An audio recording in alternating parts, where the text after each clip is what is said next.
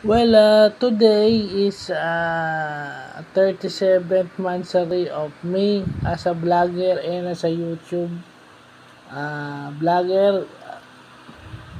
So, 3 years and 1 month. So, 37 months na tayong nagaganito.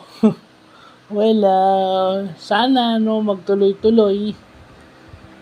In 37 months na masasabi natin na ang expansion natin of knowledge natin medyo lumaki.